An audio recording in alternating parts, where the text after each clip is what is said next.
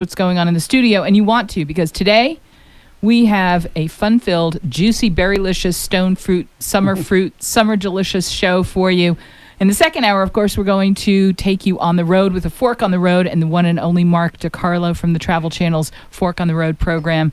He's got some laughs for us. And in the first hour of the show, Knife Fight, Episode 1, took place on Monday night at the Charo Steak. And I just want to say huge kudos to Gary Hickey and his team and to Michael Elefante and all the chefs that are participating this year in town. And when I got there, you know, when you go to these delicious places, you just expect to see your favorite people who also have good taste, and I did. Dining there that evening was my next guest. He comes and visits with us every Wednesday, and he is a connoisseur's connoisseur.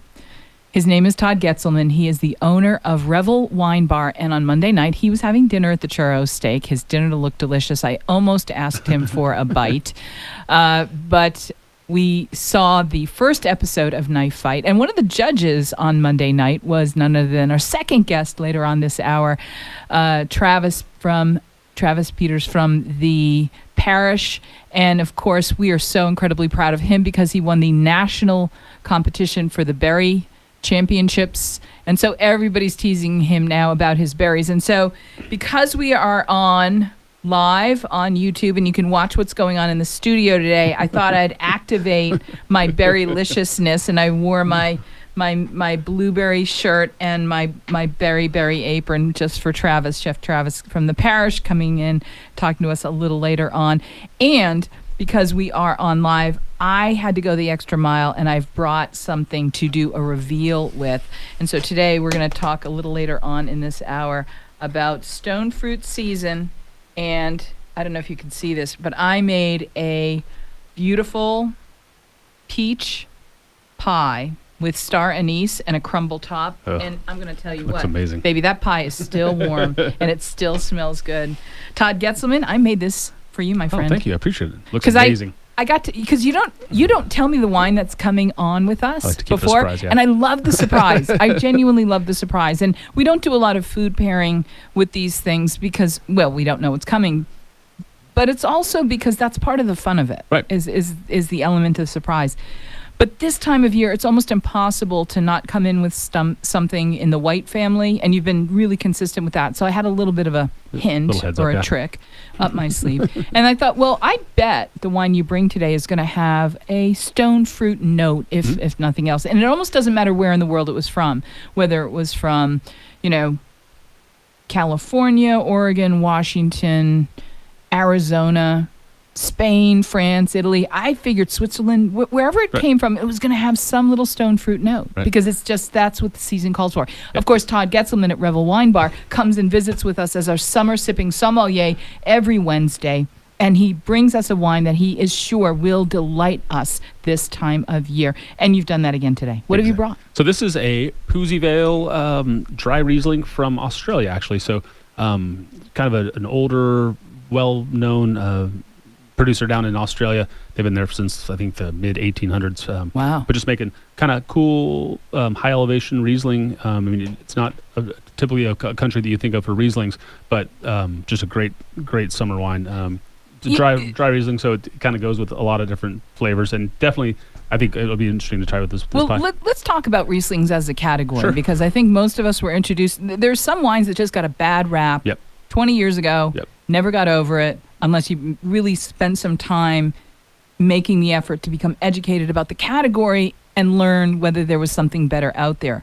We talk all the time about not judging an entire category based on a first sip that may not be the best example of that kind. Right, exactly. How important is that when you're introducing people to new categories of wine at Revel Wine Bar? What we try to do is just get people to, not put away those biases and just say, this. Well, I understand. I mean, definitely certain categories. I mean, Chardonnay is another one that people just like, I hate Chardonnay. It's like, well, there's some good ones you should at least try, and if you don't like them, that's fine too.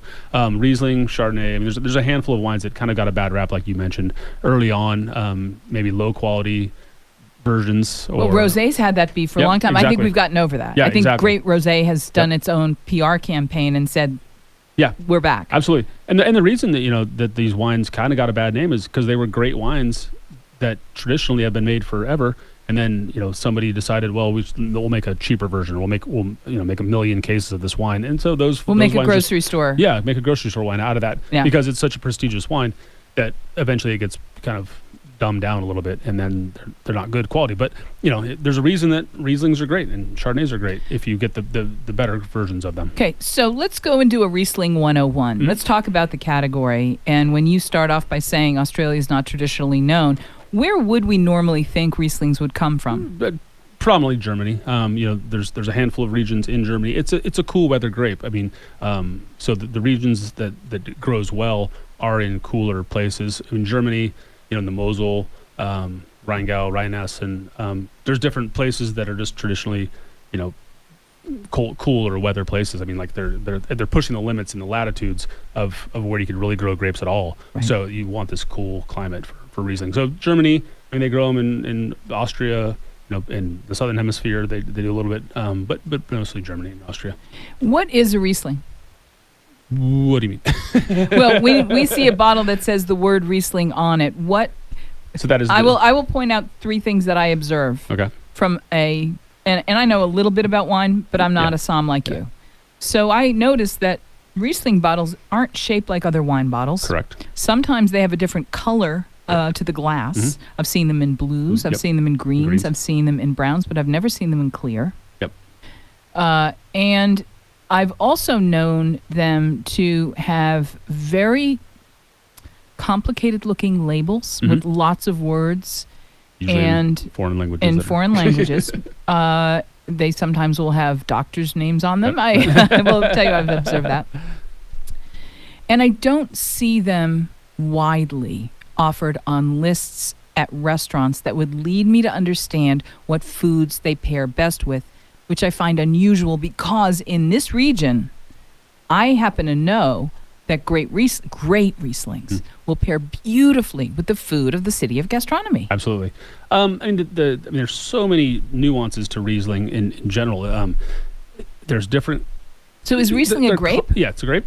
So that's the varietal. But is it a region? So is it a varietal and a region? Nope, or is it just a grape? Okay. So, but traditionally if we're talking the traditional wines of Germany, which I guess we're now kind of focusing on, there are different laws in terms of how they make the wine. So there's different labels. I mean, Trocken, Auslese, Baron Auslese. I mean, there's Spatlese. The different, and that's a sweetness level, or actually, accurately, it's a harvesting level.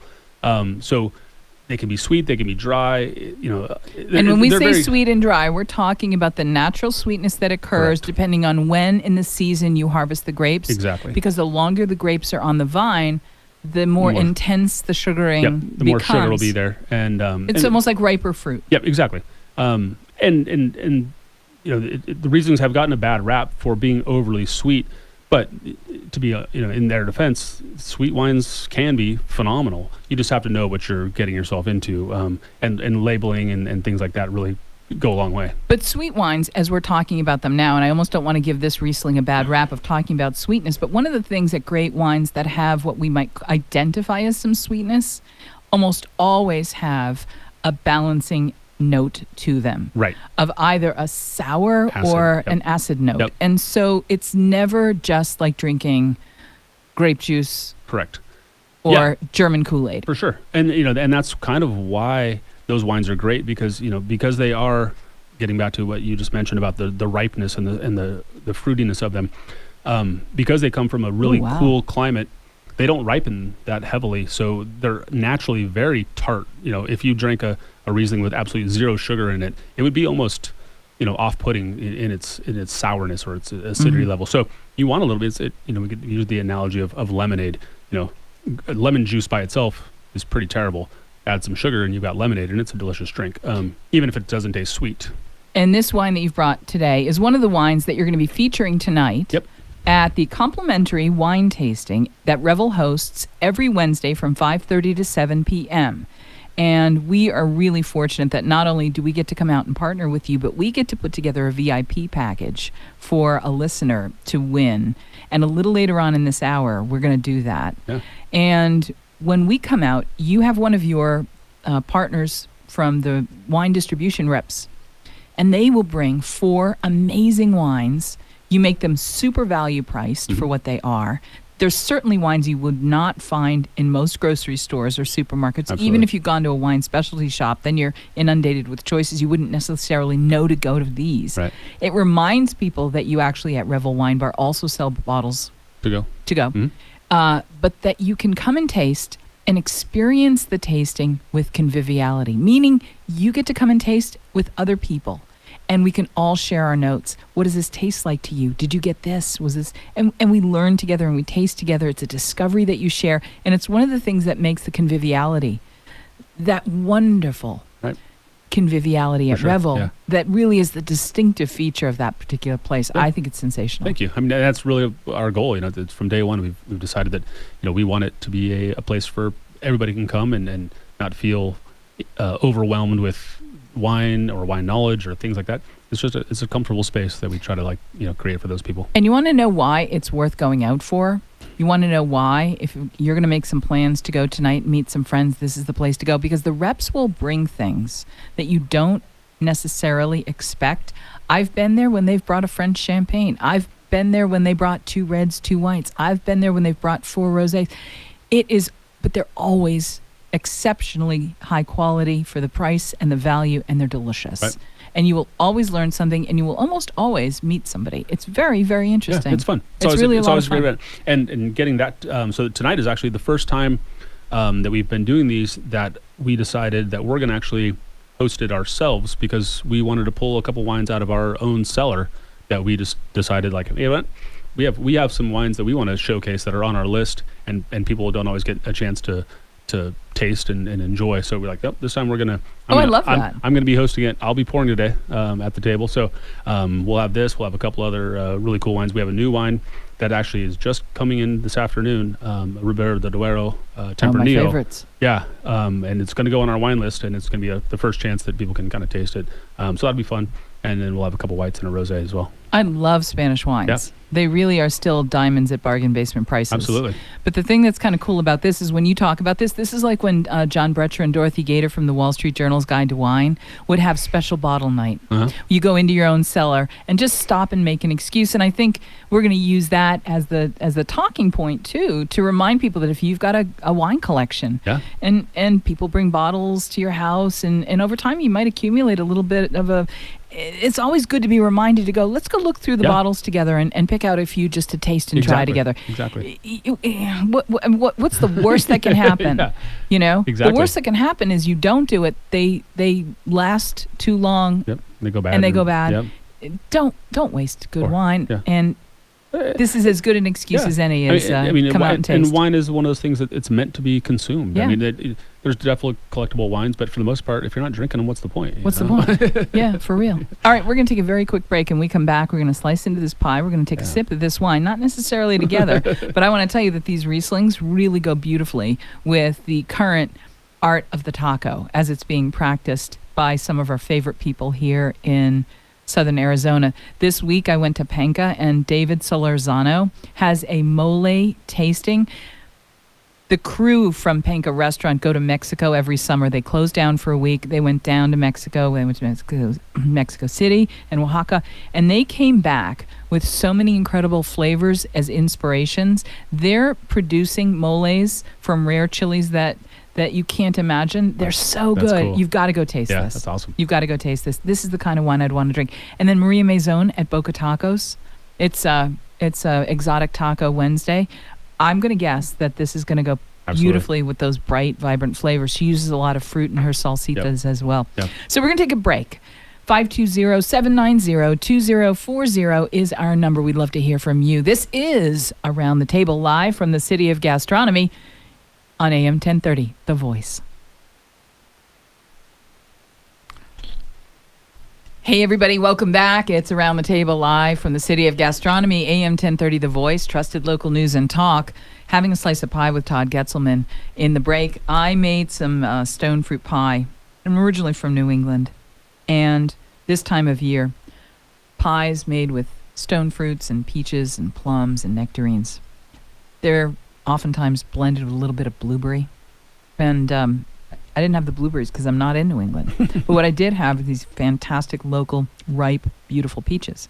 So I did a crumb pie with a crumb top. And I put some spice in my peach mixture. There's a little bit of black pepper, a little star anise, and obviously some much, ubiquitous cinnamon. Brings it to life. To me, a great pie, especially a great fruit pie, is going to be like a cocktail. It's going to have a balance of the sweet and the sour. It's going to have complex notes. It's going to have complex flavors. And it's going to give you satisfaction because it's not just that one note of peach. If I wanted a peach, I'd eat a peach. Mm-hmm. But this is, to me, the kind of pie that's going to hit. And then you have all that, you have that buttery crust underneath. You've got that topping on the top that's a little bit buttery, with a little bit of flour, a little bit of sugar, a little bit of, again, star anise. It's just intended to make you feel like a happy summer evening. And it's the kind of thing that you might have after a spicy meal. And what would you pair with a spicy meal? Well, people like to serve beer in the summer, but you know what? Enough. Yeah. Every Wednesday, you come on, Todd Getzelman from Revel Wine Bar, and as our summer sipping sommelier, have not put a foot wrong in giving us something magnificent to discover. You find things that are original, smaller producers usually, offbeat regions producing something exceptional. You've gone out and tasted 1,000 wines to edit down, to curate a list of 100 that you will say and stand behind. Absolutely. Try this. It's delicious. Yep. And in that, we are grateful to you for going and doing the hard work of tasting the 900 okay to get to the 100 good. It's a rough job. And to come in on a Wednesday for your complimentary wine tasting parties, give us the 4 that are going to be the superstars for tonight. Welcome back. Hey, good to see you. So how's your pie? It's amazing. Just you described it perfectly. It's all those things in a bite. And it's still warm. It's phenomenal. Yeah. This Riesling is a great Riesling. I love it, and it actually goes relatively well with this pie. But when you were describing it and were tasting it, the wine that I wish I would have brought is a Gewürztraminer. Oh yeah, An Alsatian Gewürz would have been phenomenal with this pie. We've got 8 slices left. When we talk about the wine that you brought today, it's a Riesling. And it's from the Southern Hemisphere, which is unusual in and of itself because it's not where we think of Rieslings coming from. Right. When we talk about the place and the terroir and the where of a wine, why does that matter? This is sort of like a big picture wine question. Right. Why does that matter? Because every wine region, every soil type, every weather, climate system in regions, it adds a certain thing to how the grapes actually ripen on the vine. I mean, we like to think that you can grow grapes anywhere. I mean, you kind of can. They're pretty. They kind of grow like weeds. But they only grow and produce very flavorful and interesting wines in certain places around the world. And sometimes it's just a variation. You can have great wine come from California. You can have great wine come from France. You can have great wine come from Australia, Arizona, all these places, but it's always just different based on subtle little factors like the soil and how much rain they get and when they get rain and then the ripening season and so many different little micro factors that go into why wines taste different. And you can, if you're looking at wines that are, million case producers, there's certain things you can do to make wine very simple. But if you're talking a smaller producer or a wine that it's only limited production, they keep those nuances to them. Yeah. They don't plan them out. It's uncanny to me that human beings have gotten very uncannily good at figuring out which grapes go really, really well in which places. Yeah. How do you reckon that we knew to do that? I think humans are definitely into making alcoholic beverages, beer and wine and meads and stuff like that. It's been going on forever. But there's a lot of trial and error, and that's, most great wine regions have been doing, winemaking for centuries. I don't think most people planted Pinot Noir in Burgundy originally and said, this is the grape for Burgundy. They probably planted a bunch of different grapes and realized that Pinot Noir is the best grape, or perceivably the best grape for Burgundy. And, they've trial and error. It's we're also talking about the regions of the world that make a great Riesling that they use terms like a cooler temperature. Right. And while Burgundy's, otherwise known in this part of the universe as Pinot Noirs, go beautifully from Burgundy, in fact, there are places in Germany that make really fantastic Pinot Noirs, Burgundies. Yep. We sometimes get stuck. One of the great joys in connoisseurship and food-loving discovery is going outside and trying something that we haven't tried before, discovering something new, discovering something. What advice can you give people when it comes to discovering wines? What should we be thinking about? Should we be thinking about the kind of food we're serving? Is it going back in some ways to that old white wine with fish, red wine with red meat? Or is there something generally that you can, in a very modern way, suggest we think about when we're going out? Yeah, I mean, what I try to suggest, and it's kind of how I've approached my wine path, and maybe I think a lot of people do it a similar way, is that you start with what you know and you already know that you love, and then say, I want to push the boundary. I want to kick that down the road a little bit and say, hey, I might love Cabernet or Chardonnay or whatever it is, and say but I feel like something else, and then ask a professional or somebody who's knowledgeable about the wines and say, I like this, but what else would I maybe like? I mean, if you're a Cabernet drinker, you probably aren't going to jump into Rieslings as your next step. But, if you go down and say, well, yeah, I like Cab Francs, or I like Merlots, or I like other wines from the regions that grow really great Cabernets. I mean, it's just expanding your wine world based on a central kind of idea. I love the magic that you bring every week because, again, we don't kibitz a lot about what you're going to bring. I don't know that I've ever had a sip of a Riesling from the Southern Hemisphere, particularly Australia. Right. I might have. Yeah. But I don't recall it. Right. It's not a wine I'm drawn to necessarily. Right. I don't, as you know, I don't really drink. Yeah. But I'll taste. Yeah. And this isn't something that would have ever been on like, oh my God, I have to go try that. Right. So you're going to introduce me to something now. And I, in a way, represent everybody in the audience right now. And this is something that is going to be served tonight at the Revel Wednesday wine tastings. They're complimentary wine tastings from 5:30 to 7 p.m. Where is Revel, by the way? We are on 9th Street, just east of 4th Avenue, so 416 East 9th Street. So we're basically just right in that little... Just a couple doors down from the Coronado and the Coronet, which is now... The Libertine. The Libertine. Yep. Okay. So, yeah, we're right in kind of the heart of downtown. We're a little off the beaten path, but we're right there. So, tell me about this wine. So, yeah, this is classic. I mean... I would be hard pressed to call this Australian. I mean, this is classic Riesling, in its all its it smells Riesling amazing. glory. Yeah, and you get that traditional kind of citrus lime kind of zest, but also a little bit of petrol in there too, which is classic Riesling. Can I tell you what I'm craving right now, just from the sniff of this? What's that? Pad Thai. Oh yeah, I would love a bite of Pad Thai with this. Yeah, I mean all that like lemongrass and like Rieslings are for a couple of reasons, like very great partners with Asian-inspired foods. Usually they're a little spicy, and if you get a little off-dry Riesling, the sugar really counteracts the spiciness in food. But also just all those kind of like citrusy, like very light citrus notes that go really well. And with the Asian other food. thing I'm craving when I smell this wine? A Chile Relleno. Like a really beautiful Chile Relleno. Right.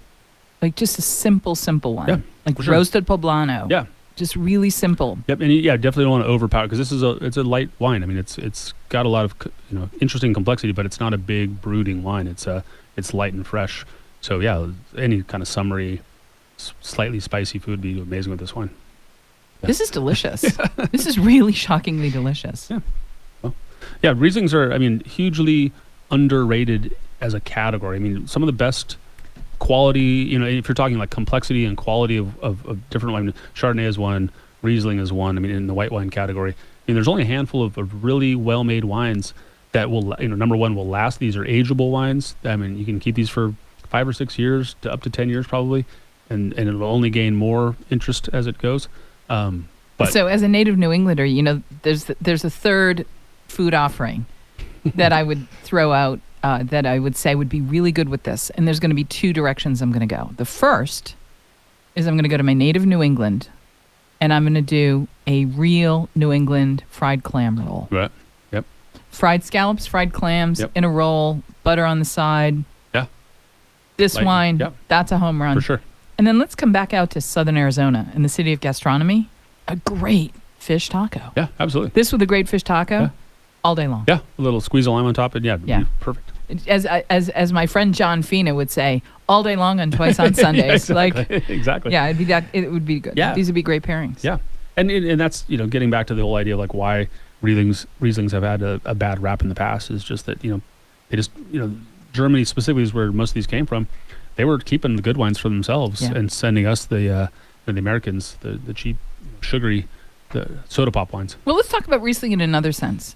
It's really interesting. Sometimes you bring wines and they're just personalities on their own, and you just celebrate them for what they are. And then sometimes you bring wines and you think, oh my God, I want to fix you up with him, or I want to fix you up with her. They come screaming to be part of a couple, a pairing, a pair.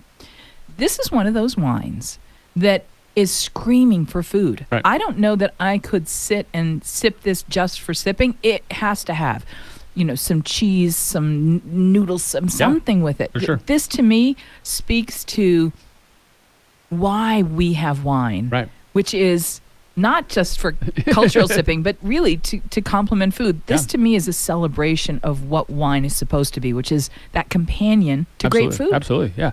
And that's we all like to partake in a glass of wine here or there, but that's what's really interesting about wine and food. I mean, that's kind of why we get all geeky about it, is because they really they're great by themselves. A dish by itself is great, a glass of wine by itself is great, but if you can marry the two together and start a conversation, it's just it's just that much better. And tonight we have a VIP table right in the window at the Revel Wine Bar waiting for our lucky listener. So while it may be a complimentary wine tasting, you don't get the VIP experience unless you are caller number 2 right now, 520-790-2040. We have a VIP package for lucky caller 2 who is old enough to imbibe and can come to tonight's wine tasting at Revel Wine Bar from 5:30 to 7 p.m. And we're going to get you hooked up with a VIP package. You're going to get to have the best seat in the house. You're going to get your pours brought to you, and you get to talk with everybody there. And we're going to have a little snack for you, because this particular wine screams to have a little nibble. And, of course, the nibbles at Revel Wine Bar are thoughtfully produced and paired to really make the wines sing and be their true selves. So 520-790-2040, 520-790-2040, caller number 2.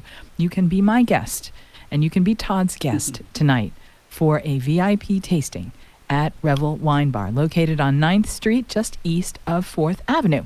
We're going to take another very quick break, and when we come back, more Around the Table, live from the City of Gastronomy. Each and every day, we're here on AM 1030 The Voice, breaking bread and sharing with our friends, old and new, just like they do at Revel. We'll be right back. Hey, welcome back, everybody. 1:43 p.m., and we are live in the City of Gastronomy. This is Around the Table, where every Wednesday, Todd Getzelman from Revel Wine Bar joins us.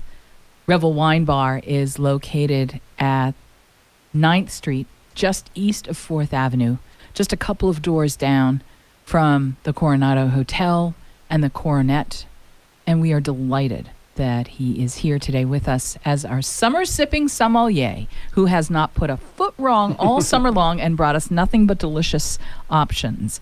Discovering new wines is something that he helps us do on a regular basis, and every Wednesday there is a wine tasting at Revel. It's a complimentary wine tasting. It usually features 4 wines, and they have extraordinary stories. They have great flavor. There's something compelling and interesting. They're really well chosen for the time and the season. And Todd is here. When we talk about summer wines, Mm-hmm. in Tucson, when it's going to be 110 today or tomorrow, they're saying it's going to get hotter yet brutal. again. What do you think we need to remember? And what do we need to do to get quenched when it's that hot? I mean, usually what I like to think about when I think about thirst-quenching style wines, I mean, whether it's about sitting by the pool, drinking a glass of wine, or on a picnic, or watching some sort of festival type thing, it's got to be number one. It's helpful if it's lower alcohol. I mean, it's a range. I mean, but you can definitely have lower ABV wines. I mean, so we're talking 10% versus like a big red wine can be 14, 15, even 16%. So, that's nice. You don't quite get so quickly fatigued. Yeah, it's not tipsy so much as fatigue when it's hot. Exactly. It's something different. I don't know what the chemistry is, and maybe we should have somebody from Banner Healthcare call in and tell us what the medicals are about this. Or the University of Arizona has some good, smart scientists over there that can help explain it to us. But nobody wants to feel heavy. Yeah, exactly. So we know not to eat things that are going to make us feel sluggish and heavy. That's why we eat light, bright salads, stone fruits. I mean, I made a beautiful. Show this.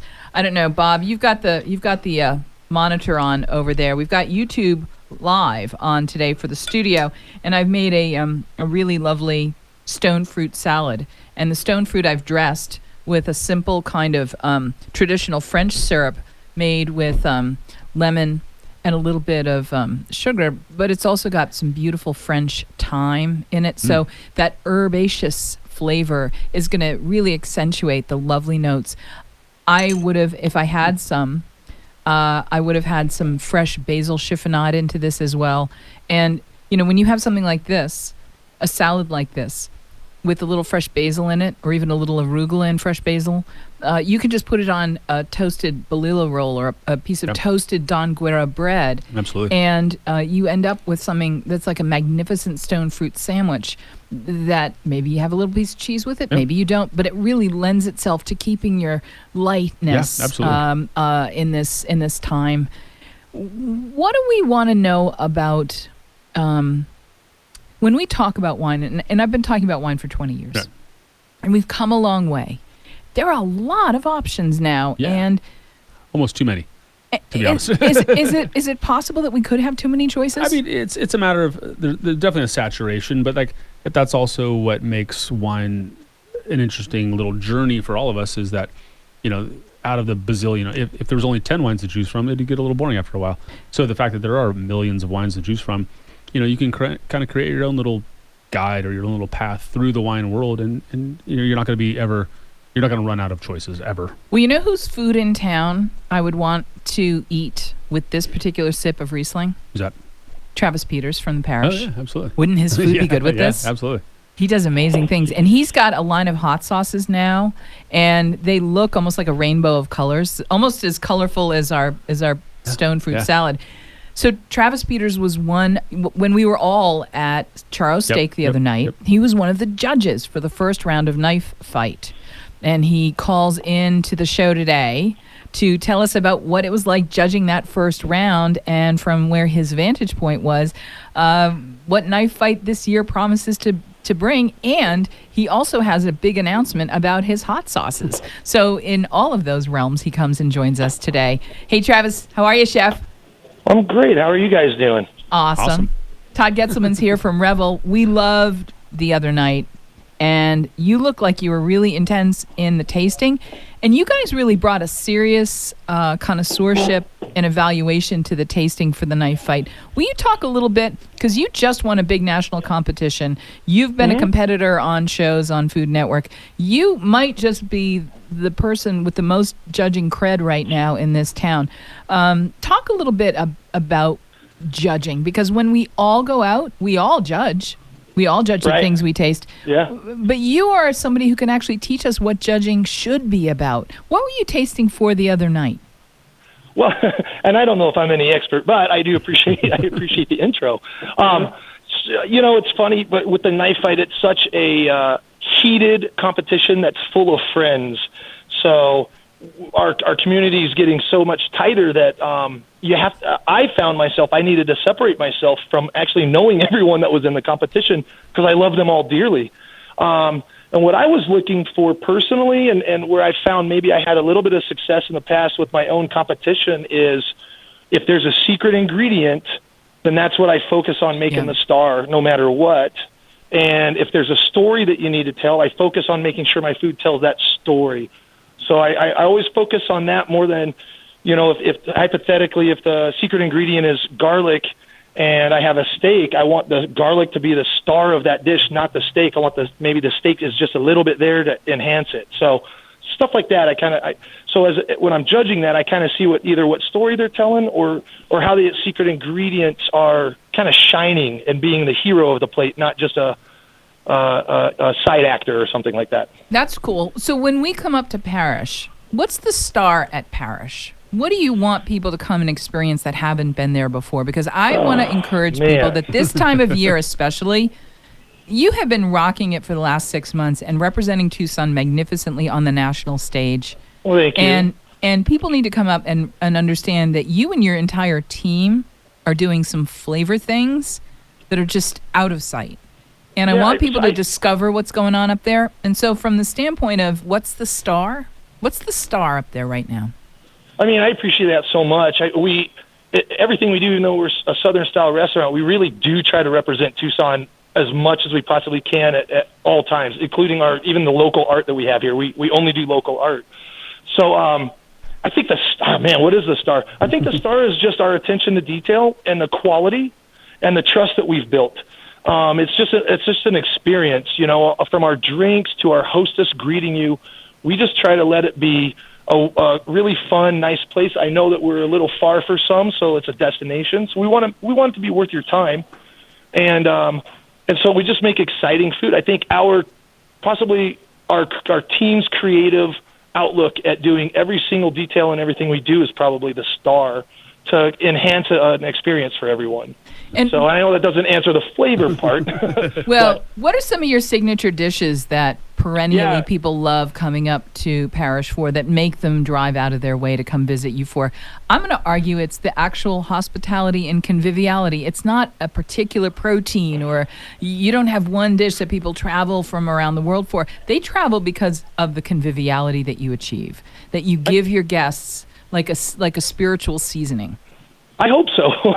I hope that's why they keep coming. We turned 8 this year, so we're pretty proud of everything we're doing. I think the star, it used to be honestly, it was a simple little dish that not everybody believed in, but it was bacon popcorn.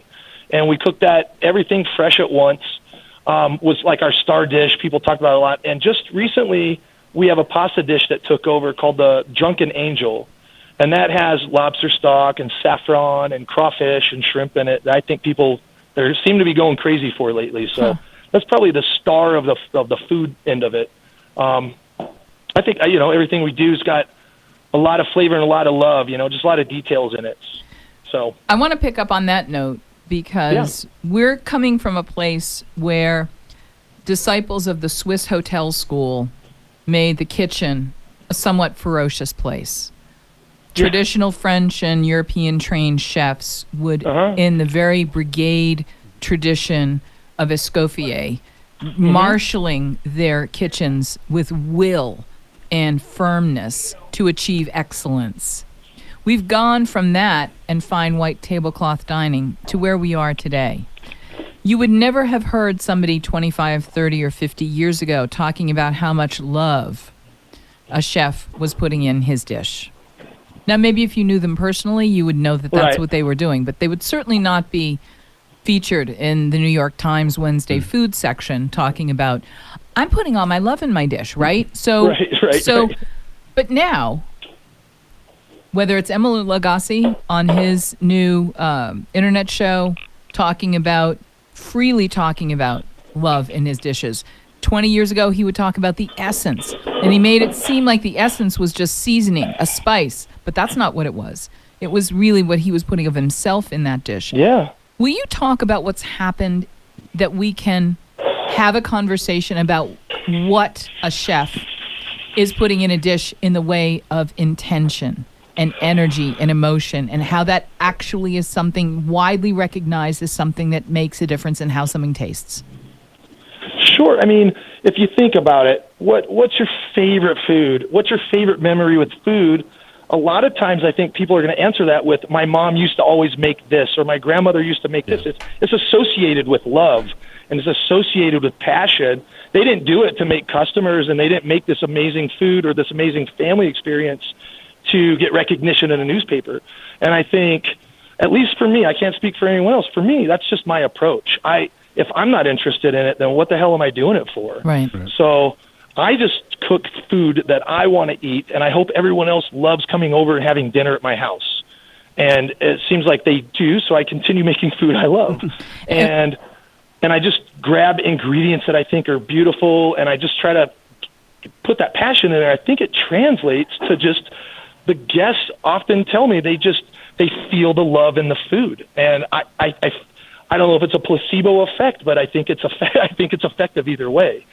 And I try to get my staff to be like that. I'm not an old school chef that's screaming and throwing pots and pans. I think that's a really antiquated way to be. Yeah. And I don't think it shows anybody that you appreciate them coming here. I mean, you're coming here to work.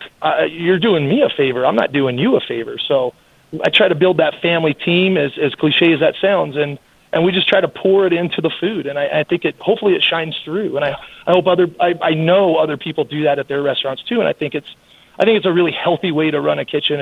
And I think it comes through in the food. It's not stuffy. It's very like loving and warm. And if you can have that experience when you go to a restaurant, you want to go back because it's like going back home. Yeah. But going back home with all kinds of cool people around that let you have that spirit of conviviality. Well, sure.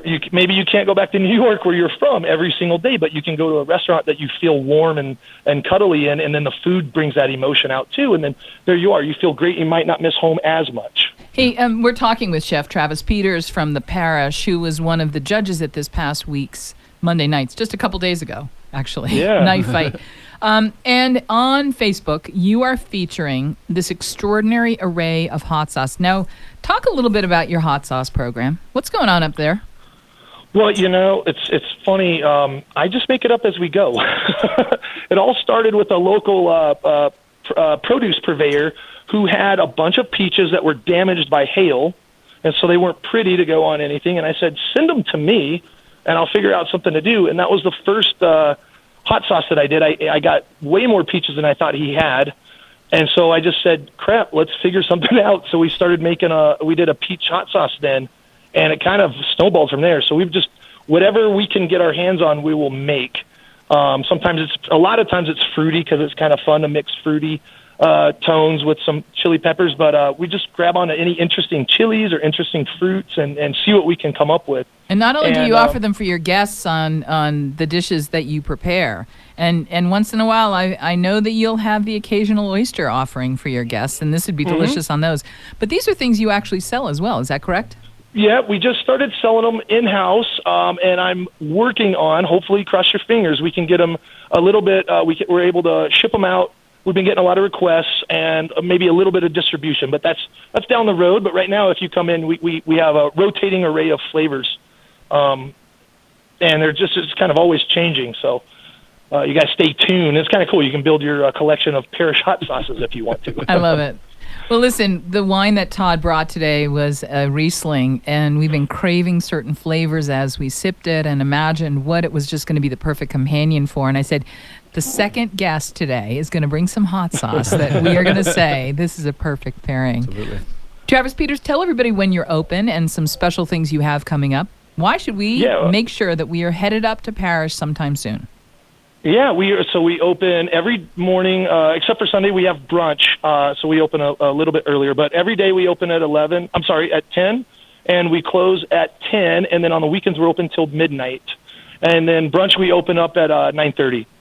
And then some of the things, actually, our most exciting things that we're doing, our new menu items are coming out next week. So we'll be posting pictures and teasers all next week until we put it out.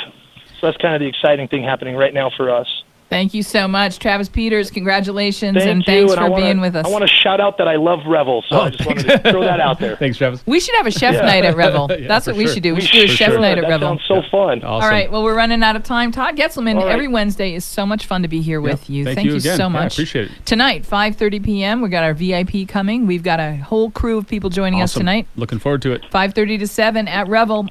And in the next hour, we've got Mark DiCarlo from A Fork on the Road joining us. We're going to have a few laughs. And when you get home today, do me this favor. Hug your kids, count your blessings, and please don't touch that dial. We'll be back with more right after this.